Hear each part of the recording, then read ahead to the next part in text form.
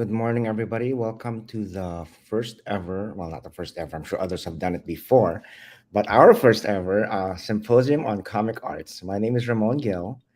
I am the organizer. I also organize Diversity Comic Con over at FIT, as well as the Comic Arts Workshop, which is an online course for people who want to make graphic novels. And I teach at FIT. I teach art and design at FIT, and I teach the same at SUNY Old Westbury on Long Island. So welcome, welcome. Thank you for joining us. Thank you for supporting this event.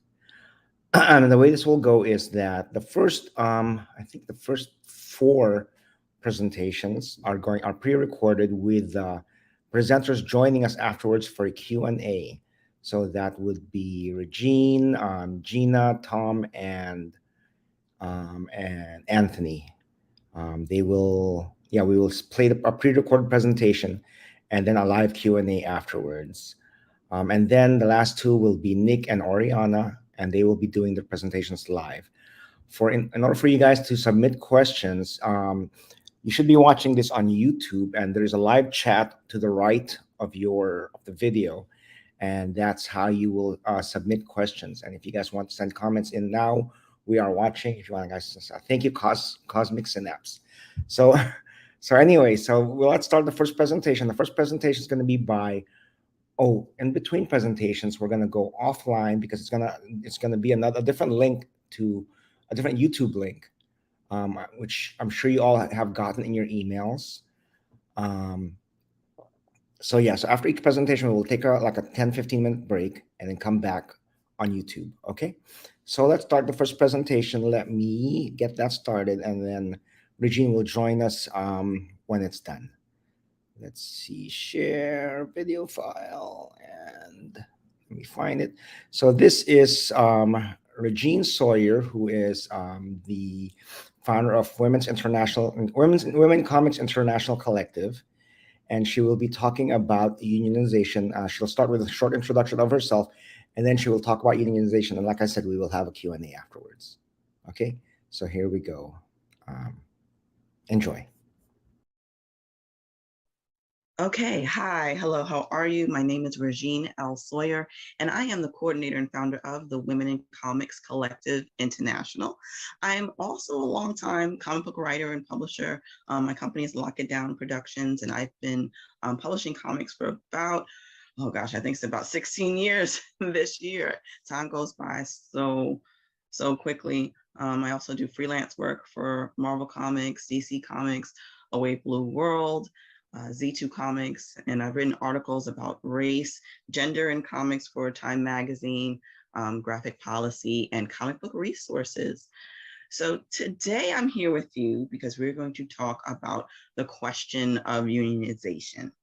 That feels like a big sentence to me. I feel like such a big sentence. But it's an accurate sentence. It is definitely something that we've been discussing as comic book professionals for many, many years, not just within the last year, but probably 50 plus years. But I did some research on the topic of how we could possibly unionize, and if unionization was something that was allotted to us. But I can't fit all of it in 20 minutes, but I'm going to do my best. So today, we're going to go over a few things in regards to my research. First of all, what is a union? Who can unionize? Forming guilds, and we'll go over a brief history of comic book creator guilds that have existed. And organizations, guilds, unions, and resources that are currently allotted to us. So first off, let's talk about labor union.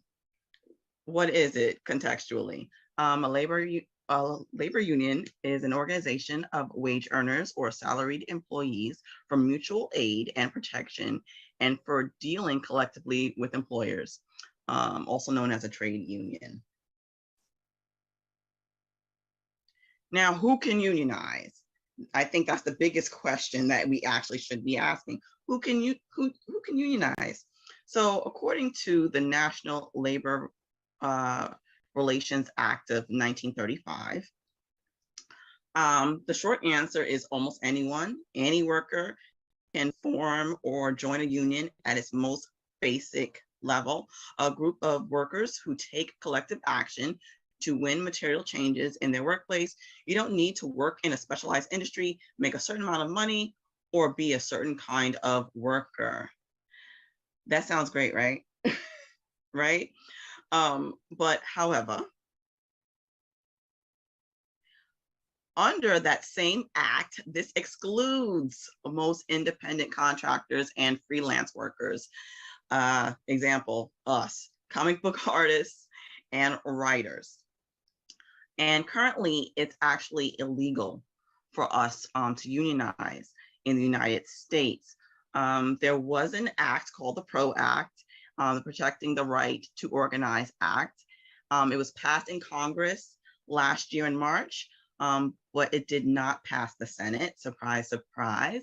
And it currently was made a part of the Build Back Better Act.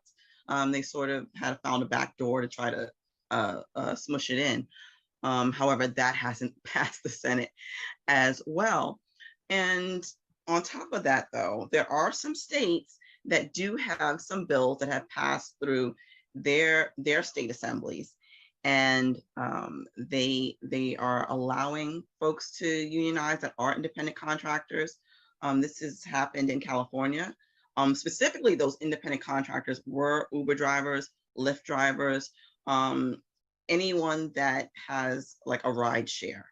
So that is a possible way that we can do that. New York State is also looking at similar bills.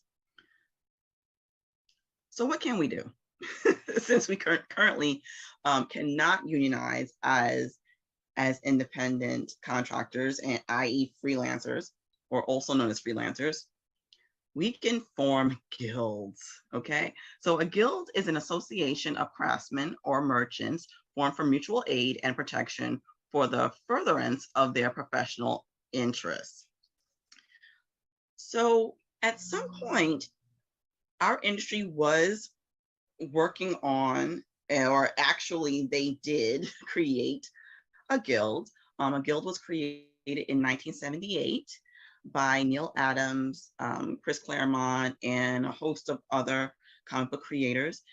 They actually incorporated it. It's still on the books in New York State, but it just hasn't been accessed in a while. But let's take a little look at the brief history of the guild. So a brief history of comic book guild formation. In 1978, the Comic Book Creators Guild was formed and incorporated in New York City. The guild created a document detailing how much comic book creatives could be paid or should be paid. In 1979 through 1982, the guild disbanded without establishing the wage changes, but Marvel and DC created royalty agreements for their talent, but not without changing the term creator to suppliers in their work for hire contracts. An informal version of the Comic Book Creator Guild still exists, and it exists as a Facebook group. They have about 11,000 members currently. So let's fast forward to the document that they originally created. Now, although the Creators Guild ended pretty quickly, this is one of their first attempts to establish equitable page rates for comic book creators.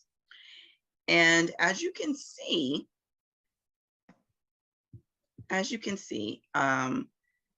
that for artwork per page, the suggestion was $300 a page. For scripts, it was $100 per page. Lettering per page would be $40, and coloring per page would be $70. And again, this is back in 1978. And now, considering inflation rates, the penciler, i.e. the artist, would make 180, oh, I mean, not 180, $1,080. You know, my words got so jumbled because that would be incredible for artists to be making right now. Writers would be $360 a page. Letterers would be $144 a page, and colorists would be $252 a page. Now, wouldn't that be awesome? Awesome, but would it be feasible? I mean, we'll go into that later. So currently, though, this is 40 plus years later, these are some of the current rates of what creators make. So here we have this image that was created back in 2017 by Howard Abba Simpson. And it reflects the minimum page rates based on small press companies, independent, and corporate companies, like what they're currently paying their freelancers. Also, probably what maybe they should, but after looking at what they had in 1978 and looking at the inflation rate, that looks a bit better. But but let's just take a look at what those minimum rates are. So for a small press, it would be writing would be $13, pencils would be $58, inks would be $29, colors would be $11 to $29, and letters would be $3. For independent rates, writing would be $35, pencils $125, inks $90, colors $50, letters $20. Now for corporate, those rates change a bit substantially. So writing would be $75 to $100 per page. Pencils would be $155 to $200. Inks would be $100 to $175. Colors would be $75 to $100. And letters would be $35 to $50. And again, this is from 2017. So that was about five years ago. So there hasn't been so much of a change, at least from my perspective and from the folks that I've talked to in terms of what they're making. So a shift is definitely needed. At the same time, an option that folks have been doing in regards to getting their rates raised, negotiating better contracts, is that they've been finding representation, specifically agents.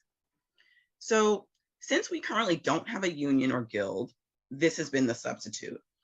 More and more professionals are acquiring agents, managers, and other forms of representation in order to negotiate their contracts, as I mentioned.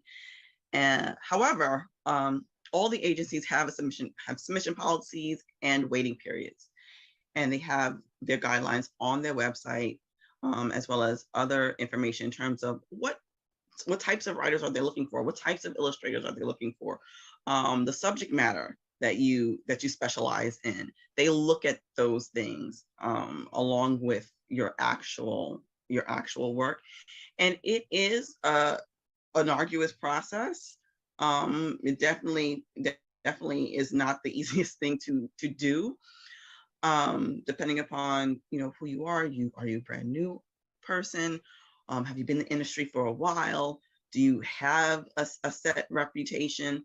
Have you been doing this for a long time? All those things are considered when folks are acquiring agents. And so with that said, there are a lot of folks that don't have agents, not just because of the arduous process, but also because there aren't a lot of agencies that have agents that specialize in comic book representation. We definitely have acquired more throughout the years, which is great, but we need a wealth of agents to help represent folks. Whether we unionize or not, I think it is important to have at your disposal if you feel like it's something that you actually need. So the hope is that more and more folks will become agents specifically for comics. So we'll see what happens. So we talked about the guilds. We talked about the option of unionization. Currently, for comic book creators specifically, we don't have that option, and we currently do not have an official guild. But what do we have? we do have organizations, we do have resources, and there is a new comic book professional union, and we'll get into that in a second. So just to touch on Comic Book Workers United a bit. Last year, salaried workers from Image Comics partnered with the union Communications Workers United to form their own union. Yay! Let's first and foremost snaps to that. Freelance creators working for Image are currently prohibited from joining, though.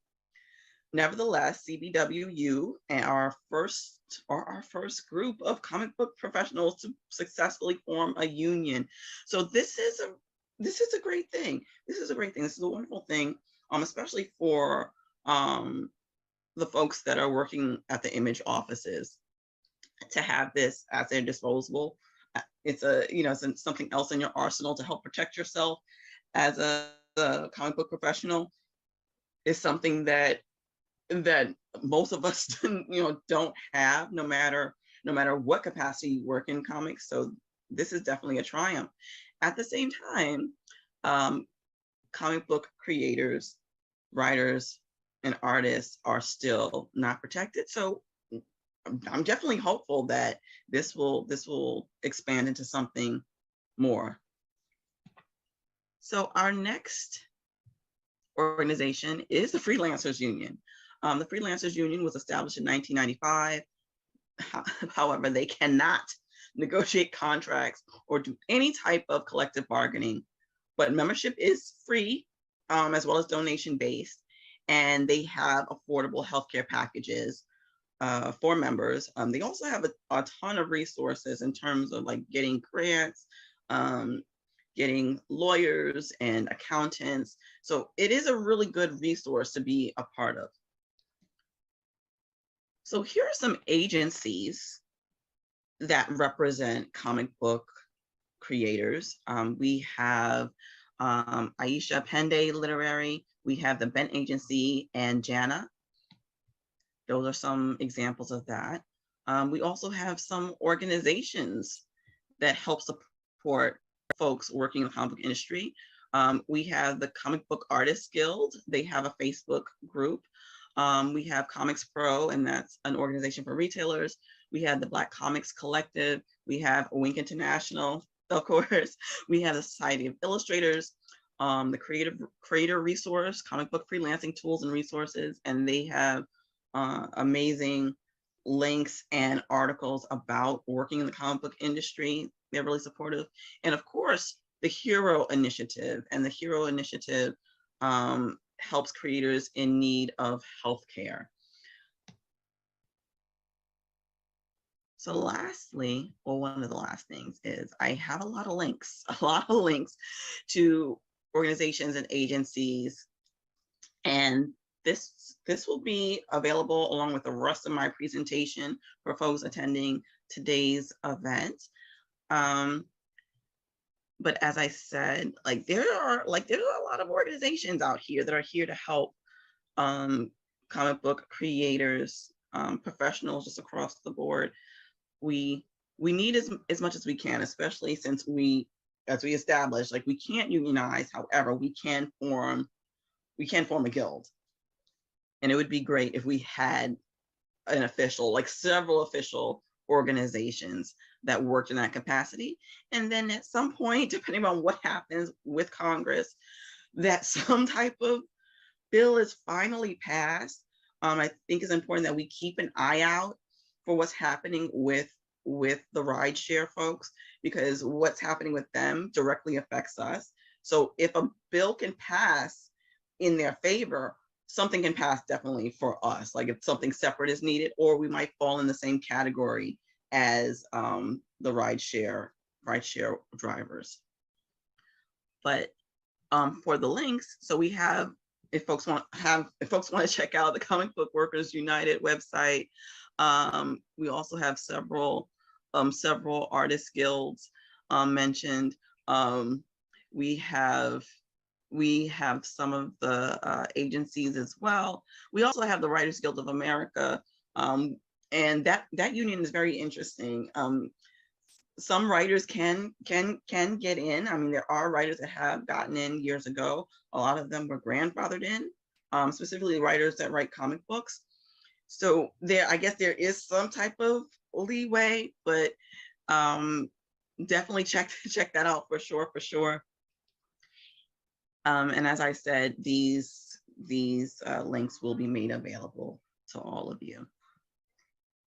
So if you have any questions or comments, feel free to ask. If you have anything to say, anything to add to the discussion.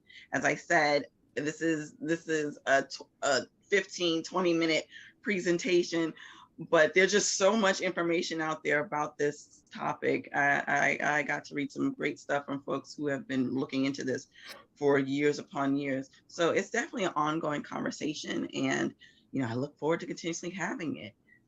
Thank you for having me. Okay, guys, I'm assuming you can hear me. Okay, that's still the video. Let me take that off. There you go. Okay, Regine, I think your mic is muted. Hi, I So, know. so thank you for everybody who's joined us today. We are honored to have Regine Sawyer with us today. Regine is a good friend and has always been very supportive of all the, all the events that I do. And I'm happy to have her here. And when she wanted to talk about unionization, I got all excited because that's a hot topic right now. And before we go to the questions, I'd like to, Regine, is there anything you want to add? Any thoughts you want to add to the video or to your presentation before we take questions? Well, one thing I had meant to add to the presentation was part of the issue in terms of the the wages for artists and writers. Part of the issue is how we sell comics. Like comics are, in terms of like mainstream, when you're selling books for $2, $2.99, $3.99, that really isn't sustainable if you really want a strong living wage for the folks that you're hiring. So books really need to reflect how much it really takes in terms of time, energy, all of that into making a comic book. So books really should be probably about $10, $15 in order to sustain a living wage for artists and writers, because currently the current model isn't sustainable. So once companies make the decision to make books a higher cost, if they decide to make that decision, then that would definitely I guess that would definitely be a part of the case of raising our wages. Great. Okay, so let's start fielding the questions. We had our first one from Dan Schmidt on thoughts on why comic artists don't join the Graphic Artists Guild like other commercial artists. I think a lot of folks don't know about them. I mean, even for me as a writer, I've been writing comics for 16 years. And when I first started, I did like search to see what organizations there were and so forth. And at the time, there weren't that many that I could find. And I think currently, if there's any artists that are working, I mean, they can also, maybe type in the chat, well, maybe they haven't joined one. But I just think that folks were not aware. Because again, even as I did my research, there were guilds and organizations that I didn't know about. I had no clue existed, but they have like thousands of members. Because I definitely found a few graphic artist guilds during my research. But I think it just takes folks to look. If I may actually add also my two Yes, cents in please. that, if you don't mind. I've been a member of the Freelancers Union, and I've been a member of the Graphic Arts Guild. And when I was a member of those, I was not in the capacity of a comic book creator. It was as a capacity of a graphic designer. And when I was a member there, I really didn't see any kind of resources tailored towards comic book creators. I mean, and so it was mainly for graphic artists, art directors, people like that. So that's one thing. And the other thing is that, I mean, the Graphic Arts Guild charges a minimum of I think not $170 to join, $200, something like that. So when you're starting out, that's a lot, especially as a comic book artist. And we all know comic book artists, we don't make a lot of money. That's a lot of Yes, money. it is. You That's a know? lot of money. So I mean, yeah. And it's an investment too. I mean, definitely it's an investment. It's worth it. It's worth it to join an organization that is like currently in existence and that has some years behind them. It's just, yeah, putting that money into it and investing in that. So there's that as well. Yeah, when I was a member of the freelancers union, it's mainly for health insurance. I was Yeah. in for mainly for health insurance. So, but They they have a good weren't negotiating wages for at least the Graphic Arts Guild. They have a handbook, and they'll give you every time they print the handbook, they update the going rates for wages in That's all great. industries, including comic books. They do put the Oh, comic that's book awesome. rates in there. Now, how accurate they are, I think, but they're based on corporate, because you mentioned earlier you had corporate Mhm. rates, but then that's not the same rate as the rinky-dink micro publisher. Yeah, the $13 for writers, or it was like Right? Yeah. $35 for artists. Like, So I wait a think second. the rates that they they What, they put on their book are based on like Marvel DC prices. It's not yeah, necessarily from from what's his name printing books out of his basement. So it's tough. absolutely. So yeah, so I think Regina is right. People don't know about them, but it's also a cost factor, and because they don't necessarily tailor their services and their advocacy for comic book creators. Yes, correct, correct. So another question from Cosmic Synapse: are there any recommendations for resources we should do if we want to start a union or guild? Yes. So in I'm the going to post those presentation, questions. I feel I can show those questions. There you go. it's okay. Yeah, that's great. Um, like for some of the links that I mentioned, especially for some of the unions, I would reach out to them and ask them what the process generally is. Because at some point, some type of law, Lord willing, is going to be passed. As I said, like there is the bill that's faltering at the Senate's feet, but there are also states are also passing various laws because of the rideshare workers and because they're independent contractors. So there definitely are resources to find out how to do that, because I'm sure they're doing the same thing. So like for the union that Comic Book Workers United contacted, that's the I think they're the communications workers united, I believe their name is. They reached out to them and they helped them um, build a union and help them build the structure, and are essentially backing them. So when it comes to unions, I would contact a long-standing union.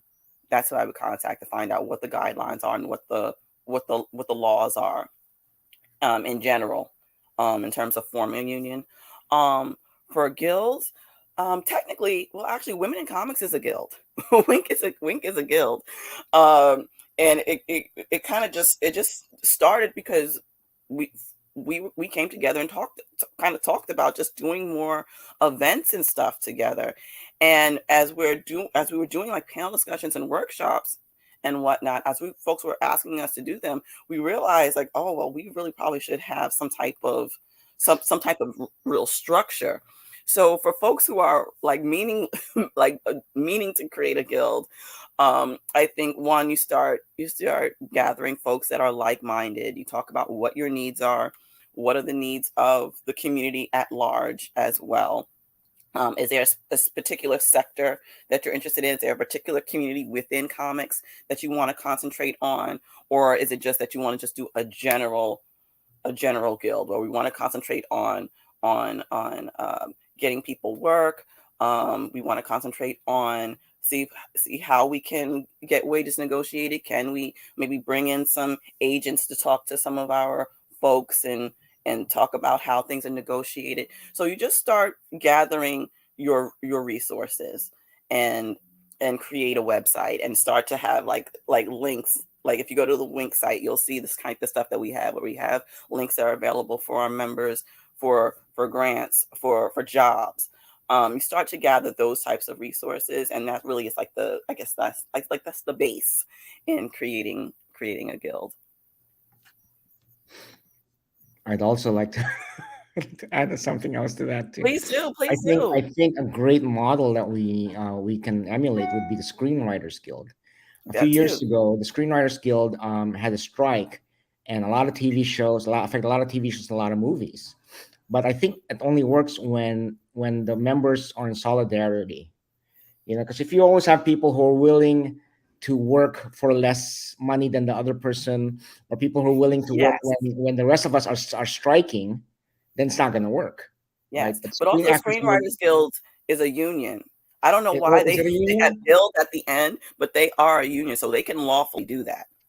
Right. So the question is, are we? I think the thing with the screenwriters is because studios are investing millions of dollars per movie, they want to hire professional screenwriters who have a track record, and more than likely, these members are part of the guild. But with Mhm. comic books, anybody who can draw or write, It's you higher. can hire. So it's a lot harder to get creators, comic book creators, to be members of an official guild when not all of us are at the same level, or at the or have the big names like some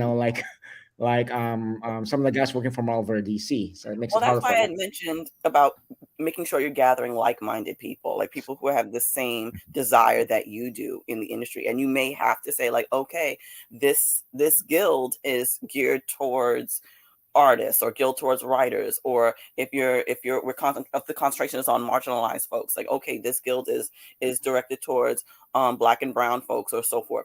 You get like-minded people who are thinking about a specific thing, and then you start gathering your resources. And usually when you start gathering your resources and bringing in more like-minded people, that's when you attract more folks who are interested in a similar mission. Okay, good. Here's another question from Bones Leopard. Nice name. I know when I see this come up on Twitter, a lot of people bring up unions being state-based for comics being nationwide. Does that make it complicated? um I think for our purposes, it's important that it's nationwide, because I had mentioned about the state legislation for the rideshare folks. That's how they're trying to to push forward their unionization. But I guess the hope is that if every state, or if most states do it, that it will become a national legislation. Um, so that's the part that's difficult. It's like, okay, we have this at the state level, how can we get it at the national level? Because again, like, we have folks across the country who are uh, comic book writers, artists, letterers, colorists. Like, we have that across the country. And so for the rideshare folks, like all folks that work for Uber, folks who work for Lyft, like those are national and international companies. But for the shenanigans that are going on in the Senate, in Congress, the concentration has now been getting it passed at the state level. So again, like this, the hope is that if you get it in at the state level, and then all the other states follow suit, then it'll hit the federal level. So with that said, yes, that's how it's a bit more complicated. Thank you. We have a related question from Benjamin Wu. How does the international and global nature of the creative labor market in comics complicate organization strategies? that's a I, that's a good I mean, question. it's a really good question, because it makes it complicated, because you're able to hire folks from from other countries, and because the price of living is different, then the needs of those folks are different, so they can ask for 35 a page, or 50 a page. I mean, that may equate, for us, that might equate to $200 a page. So so that's the part that kind of makes it difficult, when when you don't set, like, certain guidelines aren't set. And like, if we had a union, we'd be able to set certain guidelines. Not that, okay, those people can't be, like, nobody in another country or another place can't work. But I guess what we would set forth is that those folks have to make the same amount of money we do, or based on experience, or however, we would in essence have to again, when it comes to unionization and with the guild, I guess to whatever extent, we would have to also support them too. So even if folks don't even realize you're supporting them, like you're supporting, like, okay, if we're getting this, they have to get it too. But then it would be, how do we regulate that? And that also would be a part of the union and the union guidelines and so forth.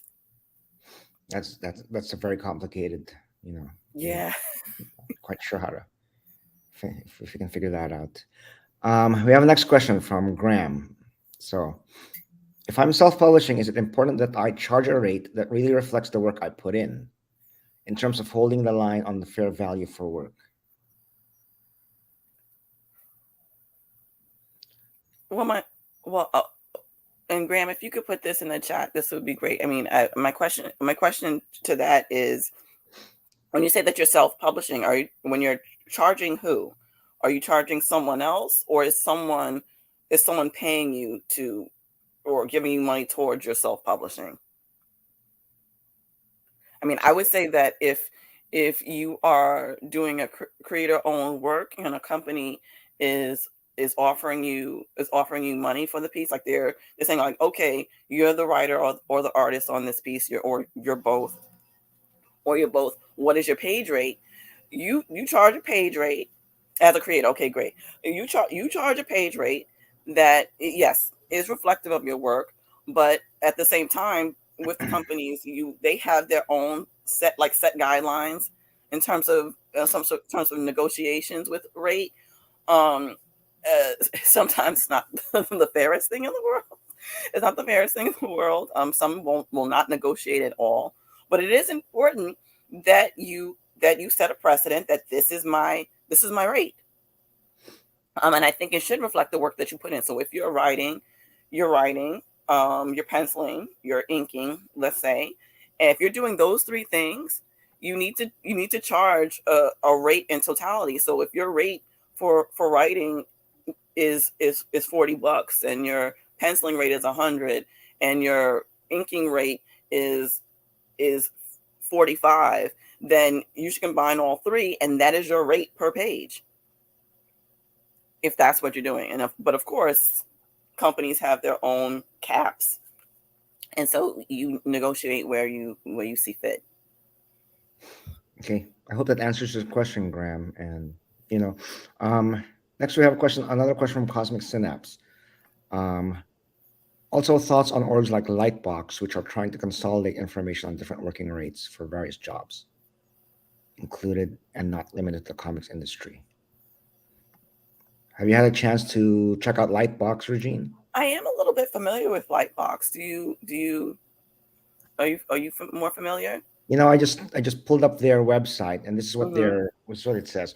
We are a collective of professional illustrators and cartoonists and other commercial visual artists who believe we need to make a dramatic change to our working conditions in order to be properly compensated for our labor and live full and healthy creative lives. So it sounds like they're an advocacy group. Okay. So they're probably a good resource to check out. But it's lightbox.info, Lite box.info. Yeah, I am familiar with them. I mean, if they're consolidating, they're consolidating information on work rates for, I mean, are they, when they're consolidating them, does that mean that they're saying, like, okay, all graphic designers should make this rate, this is what you should work for, all pencilers should make this, and this is what you also work for? Or is it like, or are they comparing rates with different companies? I mean, I think all of that's important. I think we all should know what companies are charging, like what their base rates are, what seems like their maximums are. I mean, because it seems like, at least for the comic book industry, depending upon who you are, not necessarily the length of time you've been in the industry, but who you are, they compare rates. Thank you. Yeah, they have a page where they actually list a bunch of companies and what they've been paid. I think that's important. I think it's important that you go into like jobs, if you're searching for jobs specifically, or if someone's offering a job, that like who's charging what, and make your decision based on that if you're being offered a job. I think that is important, because again, on what I was saying before, is that a lot of these companies, like, they have a minimum rate, and they have and I said seemingly maximum rate, because there are a lot of folks out here, because of who they are in the industry, they're making a lot of money. I mean, a few months ago, it was revealed that someone was making like a writer was making $1,000 a page. I said, who is that? Sign me up. I, I mean, I'm like, that is like 3 months, 5 months of rent for me. Like, like, what is going on? So I think things like that, we should know who's charging what, and and also if there are any other benefits, because money's great, but can we also get something else from that too? It's important. Cool. They hold surveys, ask what people have made for certain jobs. I think that's a good thing. I think that's a really good thing. I think we should know. I think we should go into situations knowledgeable. I think if we had one like that for the comic book industry, we would get really depressed. Man, when I saw that $1,000 a page, I said, "Get out of my face! I can't." What?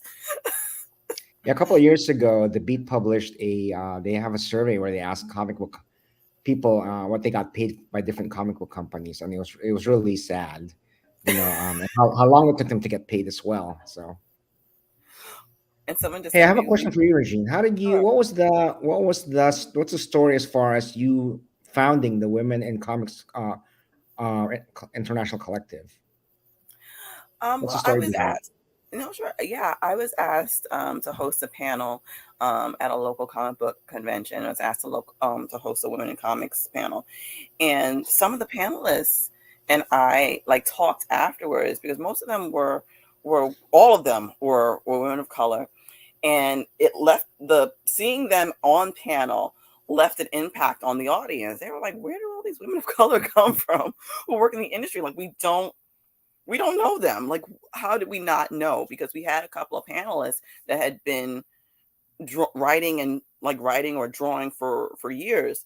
One in particular was Aletha E. Martinez, who is the first woman of color to do mainstream artwork, mainstream penciling for both Marvel and DC. And she and we talked afterwards, and she said, I don't get invited to these things. Like, no one ever invites me to panels. And at this point, she'd been in the industry for like 13, 14 years. And I was incredulous. I was just incredulous. And I said, well, maybe we can do some more of these things. So from there, other organizations started asking us to do panel discussions. And then folks started asking us to do workshops. And we also started doing some gallery shows. We partnered with local organizations and started doing that. And so before you know it, we had a collective.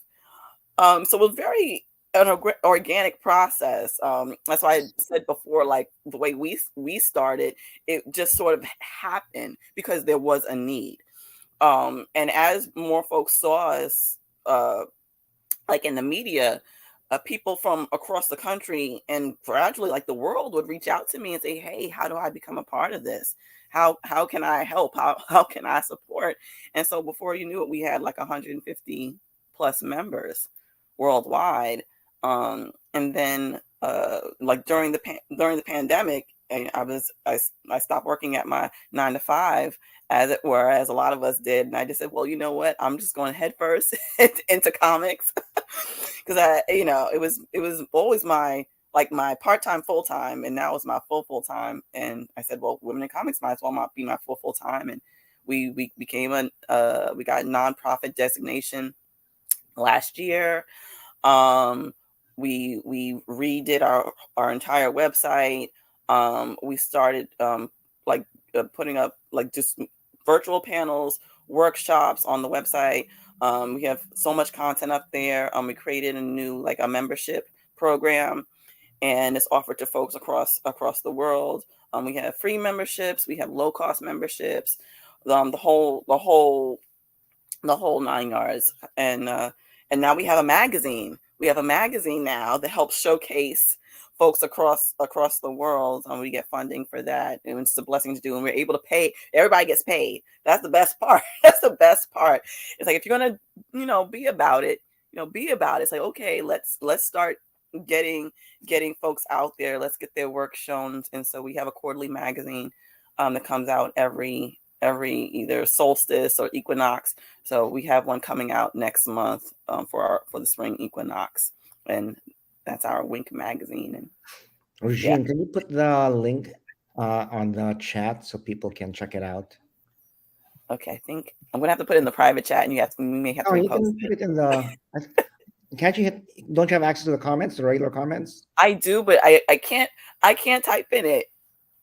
Oh, okay. Then we'll put it in the private chat, and I'll Okay. share it. And while she's doing that, everybody, somebody asked earlier, was this being recorded? Yes, it is being recorded. And after today, I will be sending out, because Regine's listed a whole bunch of resources. So I will email that to everybody, as well as any other information that our speakers have shared. So give me a day or two, and then I will be sending that out to everybody who bought a ticket, either through Kickstarter or through Eventbrite. Everybody will get that. Also, if you could, I would love for everybody to give a thank you on the chat to Regine, but also let us know where you're streaming from, and how you heard about the event. That's just for my own marketing research for future events. So if you could do that, you guys could do that right now, that'd be great. I know we have a lot of people on here.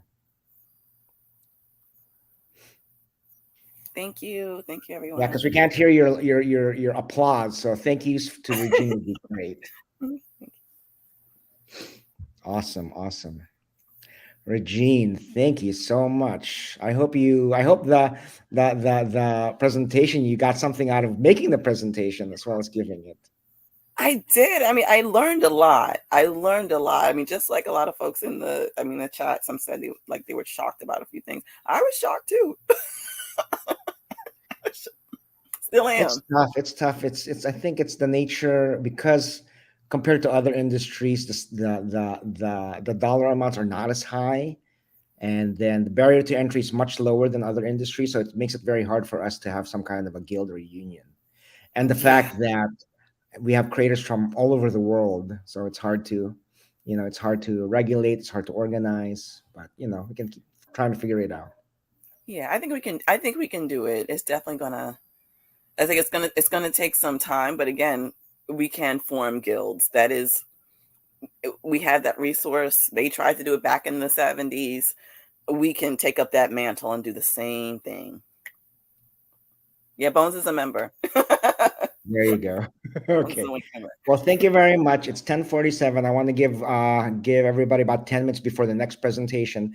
You guys should have gotten a link to the next presentation, which is going to be, I believe it is Tom Hart. Oh, yes, that's a great talk, because I was editing it earlier today. And it's all about, how we get into making comic books and we forget why we do it, and we forget what's important in the process, because we get so focused on the character and the costume and the superheroes and the powers, but we forget that it's really, the joys in the process. And he talks about that in fact, you know what, I will post it in the chat just in case you guys can't find your emails. And don't forget to put the link. The link's in there. Website. Let me do it again. In the comments. Yeah. There you go. Oh, yeah, your link. Let me get the private chat. Yes, there it is. And this is the link to Women in Comics.